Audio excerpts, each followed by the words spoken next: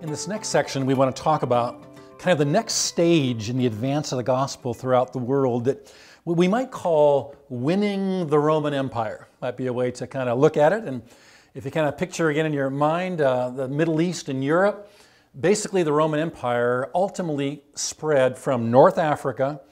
Think of the whole North African area, the Middle East itself, and basically made itself up to what is now today present-day England. It was that arc that was ultimately the Roman Empire. But of course, the center of it was the city of Rome itself, which was the seat of Greek and Roman culture. And so let's talk about, first of all, what took place during the 2nd, 3rd, 4th, and 5th centuries, in which the church then began to leaven itself into the world and reach out after the 1st century. The faithful earlier followers of Jesus passed the torch to others. And I would actually liken this time period to, basically, it was an amazing thing, because the early church went from being martyrs, and a lot of them, martyrs, to becoming Christian citizens of an empire almost completely transformed in many ways. From martyrs to citizens in actually a Christian civilization in about 4 or 5 centuries. I want to talk to you about a couple people in the 2nd century.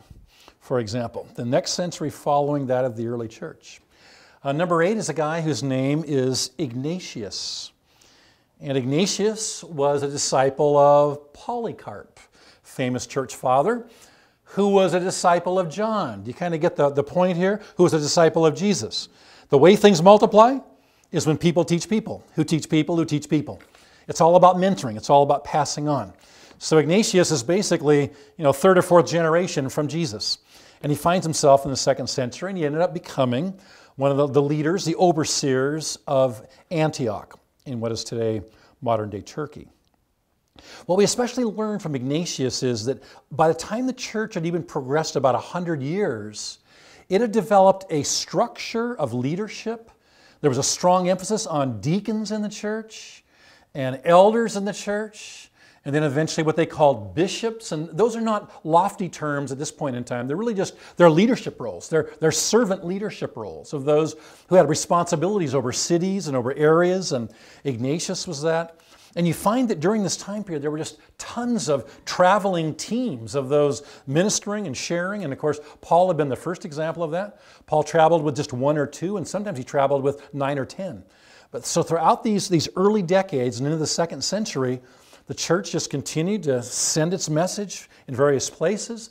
As the church grew, the individual churches had deacons and leaders and eventually bishops over areas. And it's Ignatius in a letter that gives us kind of this sense of, wow, something is being born that has even structure to it. It's got leadership to it. It's not just a little thing where people are talking. It's an institution in a good sense, in the sense of there's order, there's leadership, and there's travel that's taking place.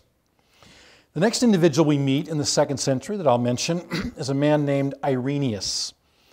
And you'll have to look up some of the spellings of these names, but Irenaeus, who was actually from what's today modern-day France, which they call in history, for a long time in history, that area of the world was called Gaul, G-A-U-L. And what Irenaeus was important in doing in the 2nd century, you can imagine after Jesus died, rose, the gospel began to go out, they didn't have a New Testament, right? They didn't have the books. They had the Old Testament, which is called the Septuagint, an ancient translation of the Old Testament. But they were coming to the place of what is true, who is Jesus, and of course the whole idea of the Trinity being born in this time period that shattered everything. That God Himself is Father, He's Son, He's Holy Spirit. So they're thinking through all of these things, and it was kind of left to Irenaeus to basically say there are 4 Gospels. 4 Gospels. 4 accounts of the life of Jesus meet the criteria of being inspired by the Holy Spirit. Because there actually were many, many others. I'm sure you've heard of a number of them. The Gospel according to this person, Barnabas, Thomas, this, that. It was Irenaeus that God used to say, no, there's really only 4 that meet the test of authenticity from a standpoint of their being eyewitnesses and the writings and so forth. I mean, God actually used an interesting process to kind of give us the books of the New Testament, which we'll talk about. Irenaeus was kind of a big part of that. And so we know the four Gospels really because of him. We then move into the 3rd century, and there's a couple people that stand out here to me that I want to mention to you. One is a man named Clement, who actually became the main bishop of Rome during this time period, was a very important spiritual leader. And another one was a guy named Origen, spelled with a G-E-N, Origen, who was the equivalent of Clement in Alexandria. And these were two of the large places where there were large Christian populations, Rome itself and Alexandria. Both of these men began what we call today the apologetic writings of the church. Apologetics is defending the faith, beginning to organize, who is God, who is Jesus, what is salvation, what is sin, many other things. How do we defend this in a pagan polytheistic world?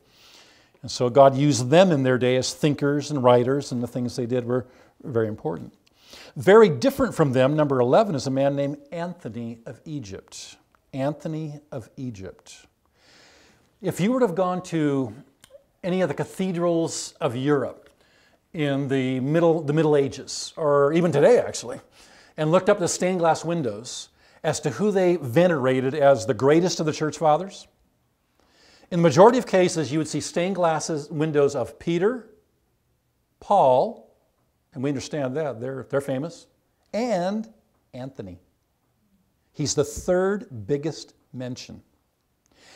Anthony basically was one of the first ones that gave to the world the concept of monasticism. He was a church father who lived as a monk out in the deserts for most of his life, dealing with the devil, praying. Basically, monasticism came about. The idea of being a monk and living an austere, ascetic kind of a life, it came about when the persecution stopped. As a way to, well, if we're not going to be purified through suffering, we've got to be purified through discipline and through growing in our faith and not living easily and so forth. So Anthony kind of was the one who helped birth that idea, became very, very famous. There's a number of miracles associated with him, and interestingly, he lived to be 105, even though he spent sometimes decades alone, not talking to a single individual. He just became a kind of example of a person deeply committed to Christ, and they revered him throughout that time period. Number 12 is a man named Gregory the Illuminator. Gregory the Illuminator, who was actually a leader, a magistrate. But interestingly enough, you may not know that the very first Christian nation in history was Armenia. And Gregory the Illuminator was a big part of that. The Gospel. Armenia is actually only 400 miles from where the Sochi Olympics are taking place right now. Just go 400 miles south, and you go through a country called Georgia, where we get our Georgia name from, and then Armenia. And Gregory the Illuminator so shared the gospel there. And in some ways, it was kind of a national conversion, that's true. But it's the first nation state in history to say, we're going to follow the teachings of Jesus. And it was through his influence. This was in the year 301. So again, talking about the beginning of well, right at the end of the 3rd century, just when the 4th century is beginning. 301 was when they declared it. A man named Adolf Harnack said that by 250 AD, the church had grown so much in Rome itself, there were over 30,000 Christians in Rome, and they were making quite a difference there. We then move into the 4th century, a century in which I want to mention 3 different names. You probably think of this one, number 13, in the 4th century, a man named Constantine. You've heard of him, right? Constantine in Constantinople. In 312 AD, he again became a kind of a Caesar figure, a leader figure of the Roman Empire during kind of a difficult time. The legends say that he was given a vision of a cross and God telling him, conquer with this. And it was Constantine that actually kind of united the Roman Empire during this time period and eventually pronounced an edict in which they stopped persecuting Christians. Christians, of course, were persecuted over about 200 or 300 years, suffered, martyred. We think of the lions and all those kinds of things. Really only about 20 years of that time period was there just intense suffering and persecution, but it took place over 200 or 300 years. And do you know why Christians were persecuted in the Roman Empire? It's because they were accused of being atheist. Meaning, they didn't believe in all the polytheistic gods of the Roman Empire, and they wouldn't bow down to them. That made them atheists, non-believers in their God. And so they became targets for a lot of different reasons, but it was actually Constantine who eventually said, you know, these people are taking over the world. They're taking over the empire. They're now a big part of us. We all need to become Christians. That was both a good thing, but it also became an institutional thing that led to problems later on. But that's when Rome officially became actually Christian. Another man I'd mention is number 14, a man named Athanasius. He was a bishop in Alexandria, where Mark had started the first church there. And what's interesting about him is that in 367, in the 4th century, he was the one that in a Christmas letter to his congregations basically said there are 27 inspired books that we're going to call the New Testament. This had been being worked over for a number of centuries, and again, I believe led by the Holy Spirit, but it's in his letter he wrote to his congregations we first see the appearance of 27 books as being viewed as inspired by the Holy Spirit. And then number 15, also in the 4th century, was a man named Jerome. Jerome was one of his names.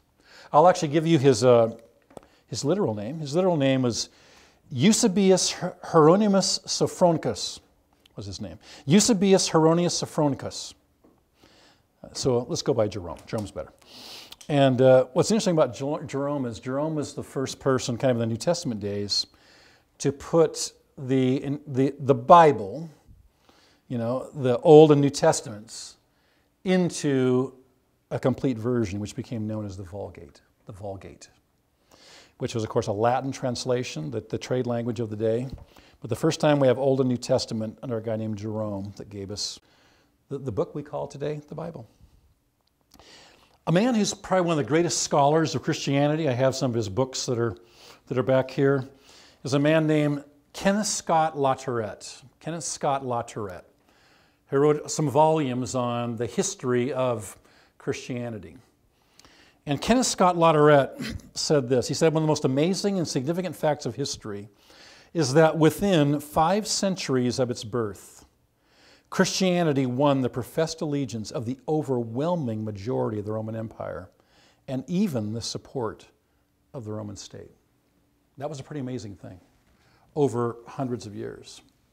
A number of things typified that. What the Christians actually taught to the Romans was compassion for the poor. They were known for that. They were known for caring for those diseased and hurting like no one ever before them. The other thing that Christians accomplished during that time period was practically the eradication of slavery. You may not have thought about that.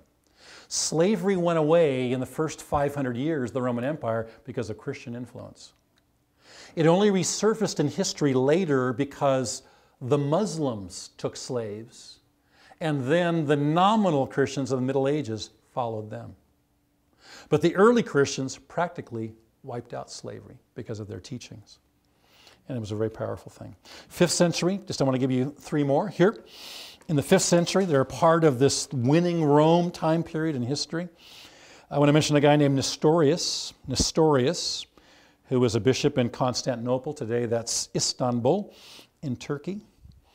And he began a movement that became known as Nestorians, that over a couple hundred of years, they became one of the first kind of the world's first missionary societies, actually, and sent missionaries out into Persia, into Asia, to Central Asia.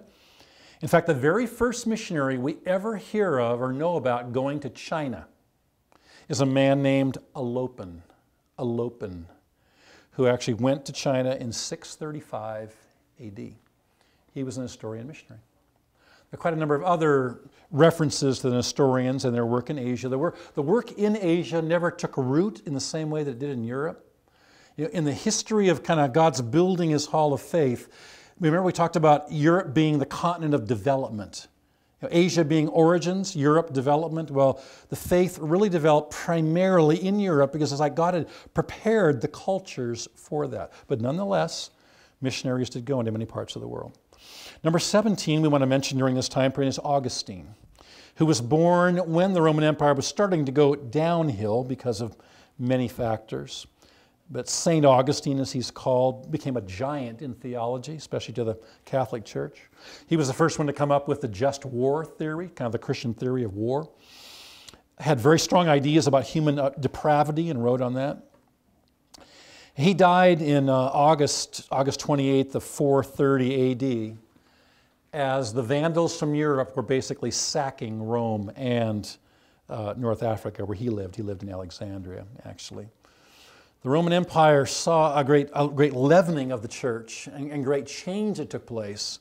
But then over time, that began to subside and it eventually crashed. The final person we'll mention in this segment is a man that you may not have heard of this name before. He's called in history Patricius, but you would know him as St. Patrick. St. Patrick Patricius was an Anglo-Saxon who was kidnapped into slavery when he was a teenager, spent 7 years in Ireland, found God in Ireland, eventually escaped and came to Europe, became ordained, and when he was 47, he went back to Ireland to evangelize the Irish people. And because he was from a northern part of England, which was not a part of the Roman Empire, he's actually the first non-Roman citizen that we know of that became a cross-cultural missionary. And his life utterly transformed the nation of Ireland, and of course had many, many ramifications after that. One of my most favorite popular books about missions is this one, How the Irish Saved Civilization. It is a brilliant book by Thomas Cahill about what the old world was like, the satanic world, the Druid world, what Europe was really like before the gospel came there. How God took this young man and then eventually led him back to Ireland and utterly transformed Ireland in an amazing way. And then many others followed in his footsteps, which we'll talk about in our next segment. Basically, Patrick changed the northern part of the Roman Empire as it was collapsing and being overrun, and would lead into a time period which became known in history as the Dark Ages. But a tremendous light had been born in Ireland, and that light would actually be used to rescue Europe.